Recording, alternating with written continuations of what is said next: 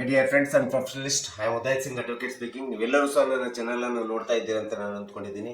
Share ಮಾಡಿ, like ಮಾಡಿ, comment ಮಾಡಿ, ಮತ್ತು ನನ್ನ ಚಾನಲ್ಗೆ ಇನ್ನೂ ಯಾರ್ಯಾರು ಸಬ್ಸ್ಕ್ರೈಬ್ ಆಗಿಲ್ಲ ದಯವಿಟ್ಟು ಸಬ್ಸ್ಕ್ರೈಬ್ ಆಗಬೇಕಂತ ಕೇಳ್ಕೊಳ್ತಾ, ಇವತ್ತು ನಾನು ಈ ವಿಡಿಯೋ ಮೂಲಕ ಇನ್ನೊಂದು ವಿಷಯವಂತ ಇಟ್ಕೊಂಡು ನಿಮ್ಮ ಮುಂದೆ ಬಂದಿದ್ದೀನಿ. ಇವತ್ತು ನಾನು ಆಯ್ಕೆ ಮಾಡ್ಕೊಂಡಿರ್ತಕ್ಕಂಥ ವಿಷಯ ಅಂತಂದ್ರೆ ವಿಭಾಗ ದಾವೆ ಕಾಲಮಿತಿ ಕಾಯ್ದೆ 1963ರ ಪ್ರಕಾರ ಸುಪ್ರೀಂ ಕೋರ್ಟ್ ಒಂದು ಐತಿಹಾಸಿಕ ತೀರ್ಪನ್ನು ಕೊಟ್ಟಿದೆ. ಈ ವಿಭಾಗ ದಾವೆಯನ್ನು ಯಾವಾಗ ಹಾಕಬೇಕು ಅನ್ನೋದ್ರ ಬಗ್ಗೆ.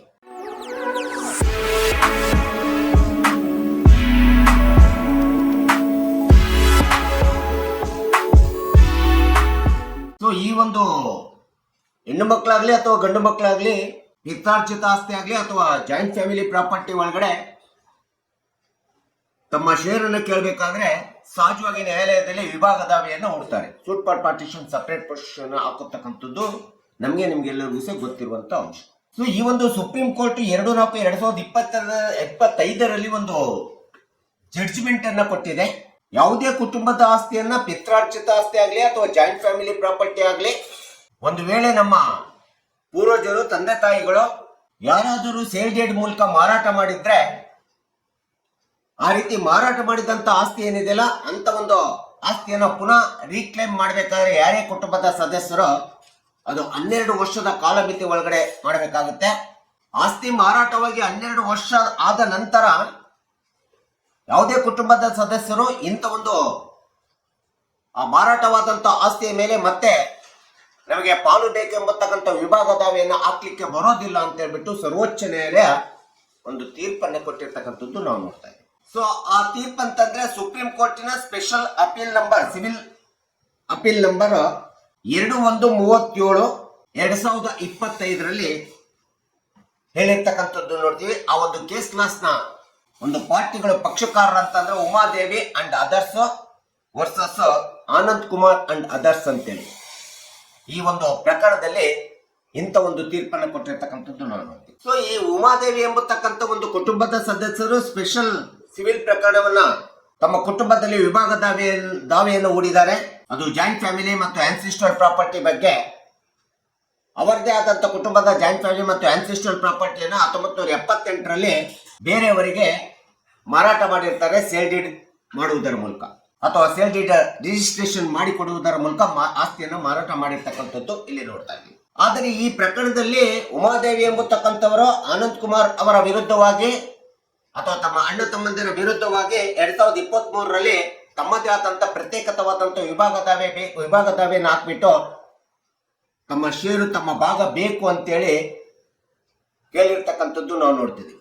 ಆದ್ರೆ ಇವರು ಹಾಕಿರ್ತಕ್ಕಂಥದ್ದು 2023ರಲ್ಲಿ shoot part partition, separate position ಹಾಕ್ತಾರೆ. ಆದ್ರೆ ಇವರ ಪಿತ್ರಾರ್ಜಿತ ಆಸ್ತಿ, ಜಾಯಿಂಟ್ ಫ್ಯಾಮಿಲಿ ಪ್ರಾಪರ್ಟಿ ಆಸ್ತಿ ಮಾರಾಟ ಆಗಿರ್ತಕ್ಕಂಥದ್ದು 1978ರಲ್ಲಿ ಮಾರಾಟ ಆಗಿರ್ತದೆ. ಅದು through the sale deed registration ಮಾಡಿಸಿಕೊಂಡಿರುವುದರ ಮೂಲಕ. ಸೊ ಹೀಗೆ 45 ವರ್ಷಗಳ ನಂತರ ಒಬ್ಬ ಹೆಣ್ಣು ಮಗಳು ತನ್ನ ಕುಟುಂಬದಲ್ಲಿ ತನಗೆ ಬರ್ತಕ್ಕಂಥ ಭಾಗದ ಆಸ್ತಿ ನನಗೆ ಬೇಕು ಅಂತೇಳಿ ವಿಭಾಗ ದಾವೆ ಹೂಡಿದಂತ ಸಂದರ್ಭದಲ್ಲಿ ಪ್ರತಿವಾದಿಯಾದಂಥವರು, ಅವರ ಅಣ್ಣ ತಮ್ಮಂದಿರು ಪ್ರತಿವಾದಿಯಾದಂಥವರು ಈ ಒಂದು ಟ್ರಯಲ್ ಕೋರ್ಟ್ ನಲ್ಲಿ CPC ಆರ್ಡರ್ 7 ರೂಲ್ 11A ಪ್ರಕಾರ ವಾದಿಯ ದಾವೆಯನ್ನ ತಿರಸ್ಕೃತಗೊಳಿಸಿ ಅಂತೇಳಿ ಒಂದು ಐಎಯನ್ನು ಹಾಕೊಳ್ತಾರೆ, ಇಂಟರ್ಲೊಕೇಟರಿ ಅಪ್ಲಿಕೇಶನ್ ಅನ್ನು ಹಾಕೊಳ್ತಾರೆ. ಸೊ ಈ ರೀತಿ ಪ್ರತಿವಾದಿಗಳು ಹಾಕಿರ್ತಕ್ಕಂಥ CPC ಆರ್ಡರ್ 7 ರೂಲ್ 11A ಪ್ರಕಾರ ಒಂದು ಪಿತ್ರಾರ್ಜಿತ ಆಸ್ತಿ ಮಾರಾಟವಾಗಿ ಸುಮಾರು 45 ವರ್ಷಗಳ ಕಳೆದ ನಂತರ ಯಾರೇ ಆಗಲಿ ಈ ಒಂದು ವಿಭಾಗ ದಾವೆಯನ್ನು ಹಾಕ್ಲಿಕ್ಕೆ ಬರೋದಿಲ್ಲ. ಯಾಕೆಂತಂದ್ರೆ ಇಲ್ಲಿ ನಾನ್ ಡಿಸ್ಕ್ಲೋಸಲ್ ಆಫ್ ಕಾಸ್ ಆಫ್ ಆಕ್ಷನ್ ಆಗಿದೆ, ಬಾರ್ಡ್ ಬೈ ಲಿಮಿಟೇಷನ್ ಆಗ್ತಾ ಇದೆ ಅಂತ ಹೇಳ್ಬಿಟ್ಟು ಟ್ರಯಲ್ ಕೋರ್ಟ್, ವಿಚಾರಣಾ ನ್ಯಾಯಾಲಯ ಆ ಒಂದು ವಾದಿಯ ದಾವೆಯನ್ನ ರಿಜೆಕ್ಟ್ ಮಾಡ್ತದೆ, ತಿರಸ್ಕೃತಗೊಳಿಸ್ತದೆ. ಸೊ ಈ ರೀತಿ ಟ್ರಯಲ್ ಕೋರ್ಟ್ ಏನು ತಿರಸ್ಕೃತಗೊಳಿಸಿದಂತ ಒಂದು ದಾವೆಯನ್ನ ಮತ್ತೆ ವಾದಿಯಾದಂಥವರು ಹೈಕೋರ್ಟ್ನಲ್ಲಿ ಮೇಲ್ಮನವಿಯನ್ನು ಸಲ್ಲಿಸ್ತಾರೆ. ಹೈಕೋರ್ಟ್ನಲ್ಲಿ ಮೇಲ್ಮನವಿ ಸಲ್ಲಿಸಿದಂತ ಸಂದರ್ಭದಲ್ಲಿ ಪ್ರತಿವಾದಿ ವಾದಿಯ ದಾವೆಯನ್ನು ತಿರಸ್ಕೃತಗೊಳಿಸಿ ಅಂತೇಳಿ CPC ಆರ್ಡರ್ 7 ರೂಲ್ 11A ಅಡಿಯಲ್ಲಿ ಅಥವಾ ಬಿ ಅಡಿಯಲ್ಲಿ ಹಾಕಿಕೊಂಡ ತಕ್ಷಣ ಅದನ್ನು ತಿರಸ್ಕೃತಗೊಳಿಸಬಾರದು ಅಂತೇಳಿ ಮತ್ತೆ ವಾದಿಯ ಪರವಾಗಿ ತೀರ್ಪನ್ನು ಕೊಡ್ತದೆ. ಈ ರೀತಿ ಹೈಕೋರ್ಟಿನ ತೀರ್ಪಿನ ವಿರುದ್ಧವಾಗಿ ಪ್ರತಿವಾದಿಯಾದಂತವರು ಸುಪ್ರೀಂ ಕೋರ್ಟ್ ನಲ್ಲಿ ಒಂದು special leave for petition civil appeal ಅನ್ನ ಸಿವಿಲ್ ಪಿಟಿಷನ್ ಅನ್ನ ಫೈಲ್ ಮಾಡ್ತಾರೆ. ಆ petition civil appeal petition number special civil appeal petition number 2137 ಆಗಿರ್ತಕ್ಕಂಥದ್ದು ನಾವು ನೋಡ್ತಾ ಇದ್ದೇವೆ.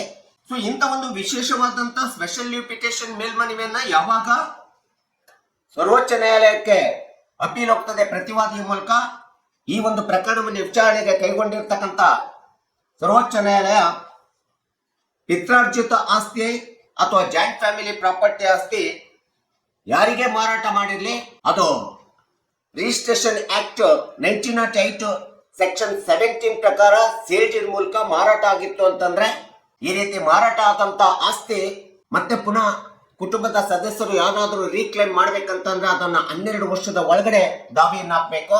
ಒಂದು ವೇಳೆ ಸೇಲ್ ಡೀಡ್ ಅನ್ನ ಮಾಡಿ 12 ವರ್ಷಗಳ ನಂತರದಲ್ಲಿ ಅಥವಾ 13 ವರ್ಷ ಇರ್ಬೋದು, 20 ವರ್ಷ ಇರ್ಬೋದು, 30 ವರ್ಷ ಇರ್ಬೋದು, 40 ವರ್ಷದ ನಂತರದಲ್ಲಿ ಒಂದು ವೇಳೆ ಏನಾದ್ರೂ ಪಿತ್ರಾರ್ಜಿತ ಆಸ್ತಿ ತಂದೆ ತಾಯಿಗಳು ಅಥವಾ ನಮ್ಮ ಪೂರ್ವಜರು ಮಾರಾಟ ಮಾಡಿರ್ತಕ್ಕಂಥ ಆಸ್ತಿಯ ಬಗ್ಗೆ ವಿಭಾಗ ದಾವೆಯನ್ನು ಹೂಡಿದ್ರೆ ಅವರು ಭಾಗವನ್ನ ಪಡ್ಕೊಳ್ಳಿಕ್ಕೆ, ಅವರ ದಾವೆಯನ್ನ ಕೇಳಲಿಕ್ಕೆ ಅವರಿಗೆ ಹಕ್ಕಿಲ್ಲ ಎಂಬತಕ್ಕಂಥದ್ದನ್ನ ಈ ಒಂದು ಸರ್ವೋಚ್ಚ ನ್ಯಾಯಾಲಯ ಜಡ್ಜ್ಮೆಂಟ್ ಅನ್ನು ಹೇಳಿರ್ತಕ್ಕಂಥದ್ದು ನಾವು ನೋಡ್ತೀವಿ. ಯಾಕಂದ್ರೆ ಲಿಮಿಟೇಷನ್ ಆಕ್ಟ್ 1963 ಸೆಕ್ಷನ್ 64 ಮತ್ತು 65 ಪ್ರಕಾರ ಮಾರಾಟವಾಗಿ 12 ವರ್ಷಗಳ ನಂತರ ನಾವೇನಾದ್ರೂ ವಿಭಾಗ ದಾವೆಯನ್ನು ಕೇಳಿದ್ರೆ ಅದು ಕೇಳಲಿಕ್ಕೆ ಹಕ್ಕು ಇರೋದಿಲ್ಲ ಎಂಬತಕ್ಕಂಥದ್ದನ್ನ ಸರ್ವೋಚ್ಚ ನ್ಯಾಯಾಲಯ ಕೋರ್ಟ್ ಮಾಡಿಬಿಟ್ಟು, ಏನು ಟ್ರಯಲ್ ಕೋರ್ಟು ಪ್ರತಿವಾದಿ ಸಲ್ಲಿಸಿರ್ತಕ್ಕಂಥ trial court CPC order 7 rule 11 ಕೆಳಗಡೆ ಕ್ಲಾಸ್ ಎ ಮತ್ತು ಬಿ ಕೆಳಗಡೆ ಏನು ವಾದಿಯ ದಾವೆಯನ್ನ ತಿರಸ್ಕೃತಗೊಳಿಸಿದೆ, ರಿಜೆಕ್ಷನ್